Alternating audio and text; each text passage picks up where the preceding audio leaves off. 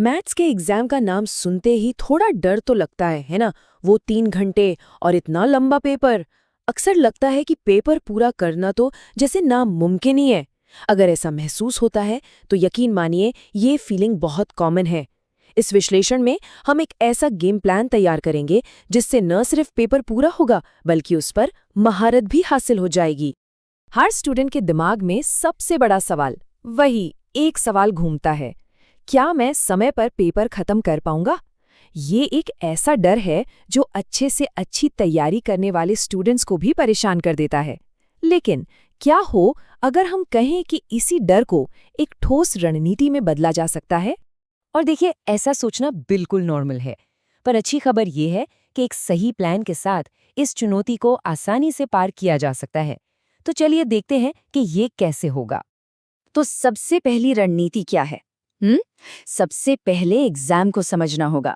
बिल्कुल एक जासूस की तरह जो केस सॉल्व करने से पहले हर सुराग को जांचता है, परखता है।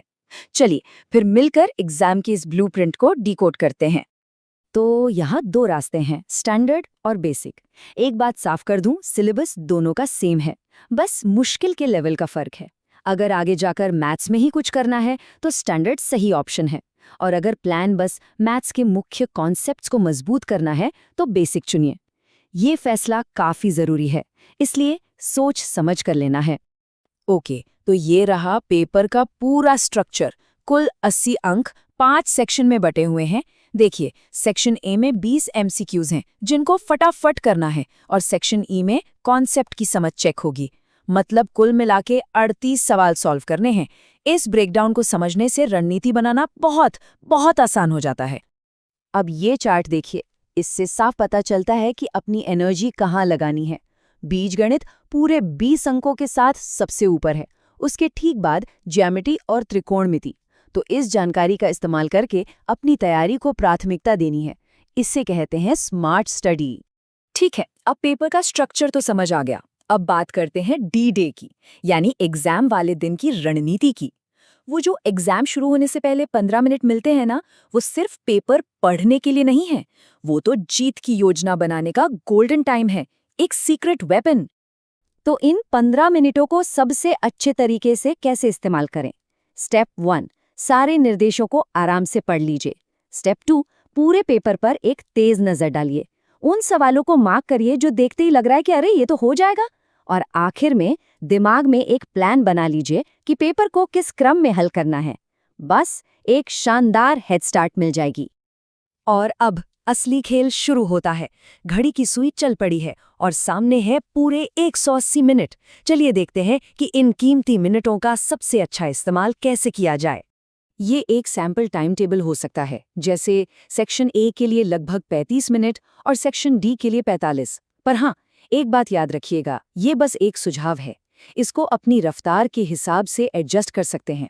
मगर सबसे ज़रूरी चीज़, आखिर में रिवीजन के लिए कम से कम 15 मिनट बचाने ही बचाने हैं। चलिए अब कुछ स्मार्ट टिप्स की बात करते हैं।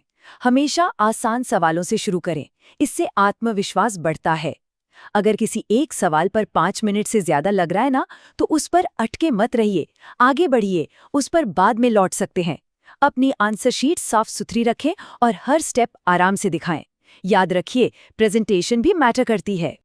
तो अब रणनीति तो तैयार है, लेकिन सबसे बड़ा सवाल ये है कि इस रणनीति को आदत कैसे बनाएं?